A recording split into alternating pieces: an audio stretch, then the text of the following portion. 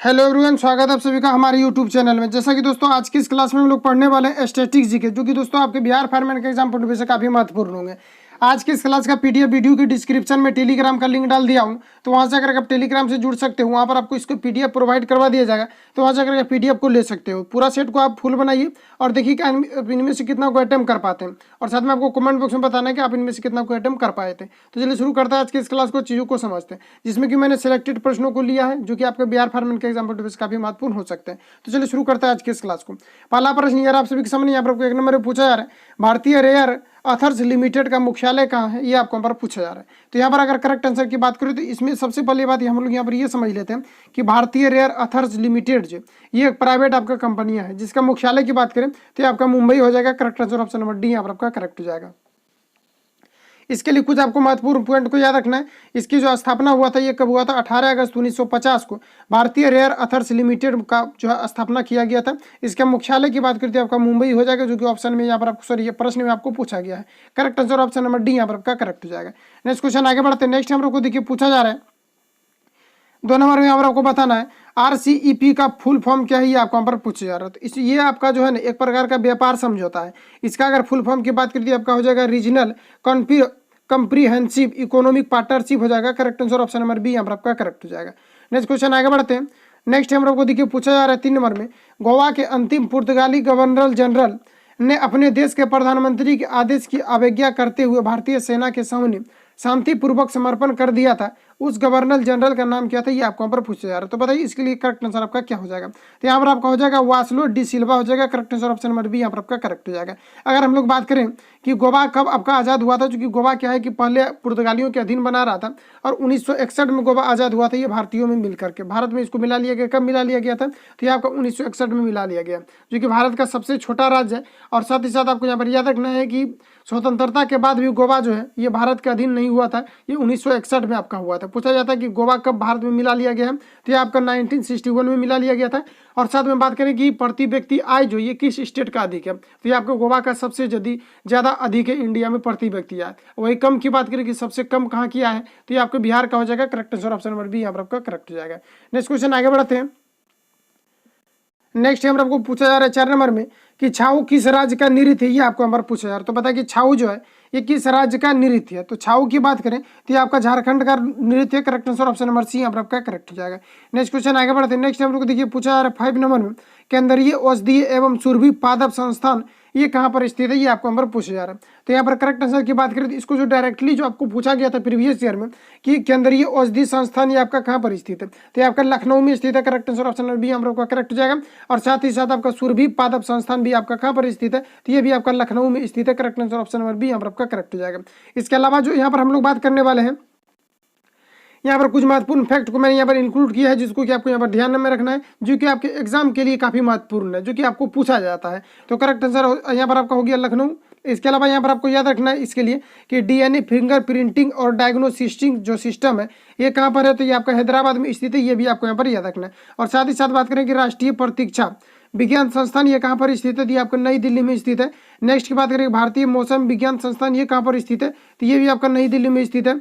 और बात करें कि राष्ट्रीय प्रतिरोधक विज्ञान संस्थान ये कहाँ पर स्थित है, तो ये भी नई दिल्ली में स्थित है। बात करें भारतीय पेट्रोलियम संस्थान ये कहाँ पर स्थित है, तो ये आपका देहरादून में स्थित है।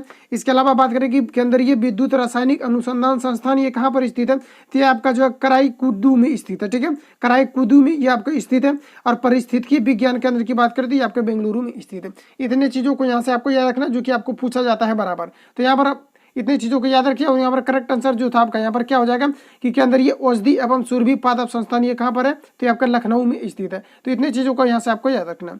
नेक्स्ट क्वेश्चन आगे बढ़ते हैं।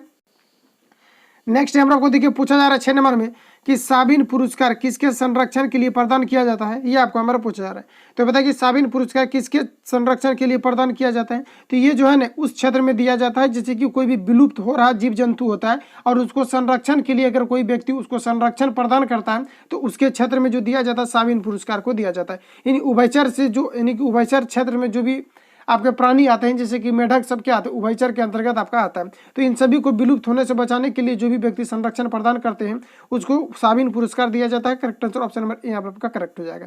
नेक्स्ट क्वेश्चन आगे बढ़ते हैं। नेक्स्ट आप लोगों को देखिए 7 नंबर में पूछा जाए अमेरिका के प्रथम राष्ट्रपति कौन थे, ये आपको यहाँ पर पूछा जा रहा है। तो बताइए अमेरिका के प्रथम राष्ट्रपति कौन थे, तो यहाँ पर याद रखना आपको correct answer option number C यहाँ पर आपका करेक्ट हो जाएगा कि जॉर्ज वॉशिंगटन जो है अमेरिका के प्रथम राष्ट्रपति हुआ करते थे।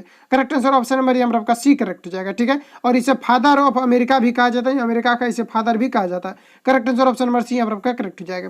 नेक्स्ट क्वेश्चन आगे बढ़ते हैं। नेक्स्ट हम लोग देखिए पूछा जा रहा है कि निम्न युग में कौन सा सुमेलित नहीं है, ये आपको यहाँ पर पूछा जा रहा है। तो बताइए इसमें से आपका यहाँ पर कौन सा सुमेलित नहीं है। सुमेलित नहीं की बात करें तो ये आपका एनटीपीसी जो है नेशनल थर्मल पावर कॉर्पोरेशन, ये आपका सही यहाँ पर एनटीपीसी का फुल फॉर्म भी आपको यहाँ पर याद रखना। और साथ में SAIL का फुल फॉर्म की बात करें तो steel authority of India limited, ये आपका करेक्ट हो जाएगा।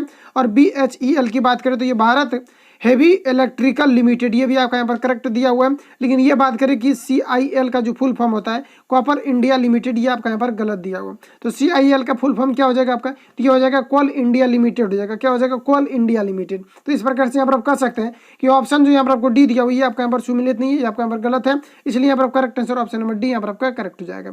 इसके अलावा यहाँ पर कुछ महत्वपूर्ण आपको फैक्ट को याद रखना कि कोल इंडिया लिमिटेड जो इसकी स्थापना आपका कब किया गया था, तो स्थापना की बात कर दी आपका 1975 में कोल इंडिया लिमिटेड की स्थापना किया गया था। और यह क्या है, तो एक आपका जो है एक भारतीय महारत्न कंपनी है। और वर्तमान में अगर महारत्न कंपनी की बात करें तो 10 महारत्न कंपनियां हैं। ये पूछा जाता है कि कितने वर्तमान में आपको महारत्न कंपनियां हैं, तो ये आपका टोटल 10 है। Correct answer option number C यहाँ पर आपका करेक्ट हो जाएगा।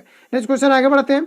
नेक्स्ट हम लोग को देखिए पूछा जा रहा है 9 नंबर में कि तृतीया भूमि, यहाँ पर देख सकते हैं कि तृतीया भूमि किनकी समाधि स्थल, ये आपको यहाँ पर पूछा जा रहा है। तो समाधि स्थल से भी आपको प्रश्न पूछे जाते हैं। तो यहाँ पर करेक्ट आंसर की बात करें कि तृतीया भूमि जो है ये किसकी समाधि स्थल है, तो ये आपका जो है BR अम्बेडकर का, डॉक्टर भीमराव अम्बेडकर का, ये आपका समाधि स्थल है। Correct answer option number C यहाँ पर आपका करेक्ट हो जाएगा।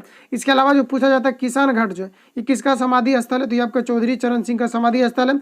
अगर अभय घाट की बात करें तो ये आपको मोरारजी देसाई का समाधि स्थल है। साथ में बात करें विजय घाट, तो विजय घाट लाल बहादुर शास्त्री के समाधि स्थल। इतने पॉइंट को आपको यहाँ से याद रखना है। नेक्स्ट क्वेश्चन आगे बढ़ जाते हैं। नेक्स्ट हम लोग देखिए पूछा जा रहा है कि भारत का आइसमैन किसे कहा जाता है, ये आपको यहाँ पर पूछा जा रहा है। तो बताइए कि भारत का आइसमैन किसे कहा जाता है, तो यहाँ पर करेक्ट आंसर की बात करें तो ये आपका हो जाएगा कोवांगा नोसोर फेल हो जाएगा। करेक्ट आंसर ऑप्शन नंबर, तो यहाँ पर आपको जो पूछा जा रहा है कि भारत का आइसमैन किसे कहा जाता है, ये आपको यहाँ पर बताना था, ठीक है। तो भारत का आइसमैन की बात करें तो ये जो है कहा जाता है आपका कोवांग नॉरफेल को कहा जाता है। करेक्ट आंसर ऑप्शन नंबर यहाँ पर आपका सी करेक्ट हो जाएगा। कोवांग नॉरफेल को कहा जाता है। Correct answer option number C यहाँ पर आपका राइट हो जाएगा। नेक्स्ट क्वेश्चन आगे बढ़ते हैं। नेक्स्ट हम लोग को देखिए पूछा जा रहा है 11 नंबर में पर्यावरण विभाग की स्थापना कब हुई थी, ये आपको यहाँ पर पूछा जा रहा है। तो बताइए कि पर्यावरण विभाग की स्थापना कब किया गया था। पर्यावरण विभाग की स्थापना की बात करें तो आपका 1980 में किया गया था। Correct answer option number C यहाँ पर आपका करेक्ट हो जाएगा। नेक्स्ट क्वेश्चन आगे बढ़ते हैं। नेक्स्ट हम लोग को पूछा जा रहा है 12 नंबर में मैसूर एक्सप्रेस के नाम से कौन प्रसिद्ध है, ये आपको पर पूछा जा रहा है। तो बताइए कि मैसूर एक्सप्रेस के नाम से ये कौन आपका प्रसिद्ध है। तो इसमें करेक्ट आंसर की बात करें तो ये आपका हो जाएगा जवागल श्रीनाथ हो जाएगा, जो कि मैसूर एक्सप्रेस के नाम से प्रसिद्ध है। तो करेक्ट आंसर ऑप्शन नंबर यहाँ पर आपका डी करेक्ट हो जाएगा। नेक्स्ट क्वेश्चन आगे बढ़ते हैं। नेक्स्ट हम लोग को पूछा जा रहा है 13 नंबर में 3 बीघा गलियारा विवाद किन 2 देशों के बीच था, ये आपको पर पूछा जा रहा है। तो बताइए 3 बीघा गलियारा विवाद जो है ये किन 2 देशों के बीच है, तो ये भारत और बांग्लादेश के बीच है। करेक्ट आंसर ऑप्शन नंबर यहाँ पर आपका डी करेक्ट हो जाएगा। नेक्स्ट क्वेश्चन आगे बढ़ते हैं। नेक्स्ट हम लोग को देखिए पूछा जा रहा है 14 नंबर में कि नैदुमा पुरस्कार के परियोजक हैं। तो बताइए कि नैदुमा पुरस्कार के जो परियोजक हैं ये कौन है, ये आपको पर पूछा जा रहा है। तो नैदुमा पुरस्कार के परियोजक की बात करें तो ये भारत जापान और जो है फ्रेंडशिप एसोसिएशन जो है इसका जो है नैदुमा जो पुरस्कार है इसका जो है प्रमुख आपका यानी कि परियोजक आप बोल सकते हैं। इसलिए यहाँ पर आपका correct answer option number D यहाँ पर आपका करेक्ट हो जाएगा। नेक्स्ट क्वेश्चन आगे बढ़ते हैं। नेक्स्ट हम लोग को देखिए पूछा जा रहा है कि भारत के पर्वतीय रेल जो यूनेस्को का विश्व विरासत स्थल है के अंतर्गत कौन से 3 स्थल आते हैं। 3 स्थल यानी ये जो है आपका यूनेस्को के विश्व विरासत के अंतर्गत आता है और एक स्थल है जो कि आपका नहीं आता है। ये आपको बताना है कि कौन सा स्थल आपका जो है विश्व विरासत यानी कि यूनेस्को के अंतर्गत आपका नहीं आता है। तो बताइए यहाँ पर आपका करेक्ट आंसर क्या हो जाएगा। तो ये आपका जो कश्मीर रेलवे जो ये आपका यूनेस्को के अंतर्गत नहीं आता। Correct answer option number C यहाँ पर आपका करेक्ट हो जाएगा। यूनेस्को की फुल फॉर्म की बात करें तो United Nation Educational Scientific Cultural Organization हो जाएगा, जो कि आपका यूनेस्को का फुल फॉर्म होता है। तो correct answer option number C यहाँ पर आपका करेक्ट हो जाएगा। नेक्स्ट क्वेश्चन आगे बढ़ते हैं। नेक्स्ट हम लोग को पूछा जा रहा है कि रामखेलिया किस राज्य का नृत्य है, ये आपको यहाँ पर पूछा जा रहा है। रामखेलिया की बात करें तो रामखेलिया जो आपका बिहार का लोक नृत्य। करेक्ट आंसर ऑप्शन नंबर यहाँ पर सी करेक्ट हो जाएगा। इसके अलावा पूछा जाता है जट जटीन के बारे में। तो देखिए जट जटीन की बात करें तो जो जट जटीन आपका है यह कहाँ का लोक नृत्य, ये भी आपका कहाँ का है, तो ये भी आपका बिहार का लोक नृत्य। Correct answer option number C यहाँ पर आपका करेक्ट हो जाएगा। नेक्स्ट क्वेश्चन आगे बढ़िए। नेक्स्ट हम लोग को पूछा जा रहा है कि होटांकी वंश किस देश में विकसित हुआ था, ये आपका पर पूछा जा रहा है। तो बताइए कि होटाकी जो है ये वंश किस देश में विकसित हुआ था, ये आपको यहाँ पर पूछा जा रहा है। तो यहाँ पर करेक्ट आंसर की बात करिए आपका अफगानिस्तान हो जाएगा। ऑप्शन यहाँ पर होगा डी बिल्कुल करेक्ट हो जाएगा। नेक्स्ट क्वेश्चन आगे बढ़ते हैं। नेक्स्ट हम लोग को पूछा जा रहा है 18 नंबर में कि अनिवार्य लाहरी किसके साथ जुड़ा हुआ, ये आपको यहाँ पर पूछा जा रहा है। तो बताइए कि अनिवार्य लाहरी किसके साथ ये जुड़ा हुआ, तो इसकी मैं करेक्ट आंसर की बात करिए आपको मुक्केबाजी के साथ जुड़ा हुआ, यानी कि खेल में जो भी शब्दावली आपका प्रयुक्त होता है इसके रिलेटेड से भी प्रश्न पूछा जाता है। तो correct answer option number C यहाँ पर आपका करेक्ट हो जाएगा। नेक्स्ट क्वेश्चन आगे बढ़ते हैं। नेक्स्ट यहाँ को पूछा जा रहा है एग्जाम वॉरियर्स किताब के लेखक को नहीं, आपको यहाँ पर पूछा जा रहा है। तो बताइए एग्जाम वॉरियर्स बुक जो ये किसके द्वारा लिखा गया है, तो ये लिखा गया है नरेंद्र मोदी के द्वारा। Correct answer option number A यहाँ पर आपका करेक्ट हो जाएगा। नेक्स्ट क्वेश्चन आगे बढ़ते हैं। नेक्स्ट यहाँ पर आपको देखिए पूछा जा रहा है कि 2011 के जनगणना के अनुसार न्यूनतम घनत्व वाला राज्य कौन सा, ये आपको यहाँ पर पूछा जा रहा है। तो यहाँ पर बात करें अकॉर्डिंग 2011 जनगणना के अनुसार यहाँ पर आपका जो है कौन सा स्टेट में सबसे जनसंख्या घनत्व ये आपका निम्न रहा था, तो ये आपका रहा था अरुणाचल प्रदेश में। Correct answer option number D यहाँ पर आपका करेक्ट हो जाएगा। इसके साथ ही आपको यहाँ पर याद रखना है कि सबसे अगर हम लोग बात करें कि अधिक जनसंख्या घनत्व वाला राज्य कौन सा, तो ये आपका बिहार हो जाएगा। और यहाँ पर अगर न्यूनतम की बात करें तो ये आपका हो जाएगा option number D Arunachal Pradesh हो जाएगा। बस इतना ही प्रश्न लेकर कहते हैं मिलेंगे नेक्स्ट वीडियो में। अगर वीडियो हेल्पफुल लगता है जिनको सब्सक्राइब करके बेल आइकन को प्रेस कर लें, जो भी वीडियो अपलोड होगा तो आप तक नोटिफिकेशन जाएगा। मिलेंगे नेक्स्ट वीडियो में, तब तक के लिए बेस्ट ऑफ लक।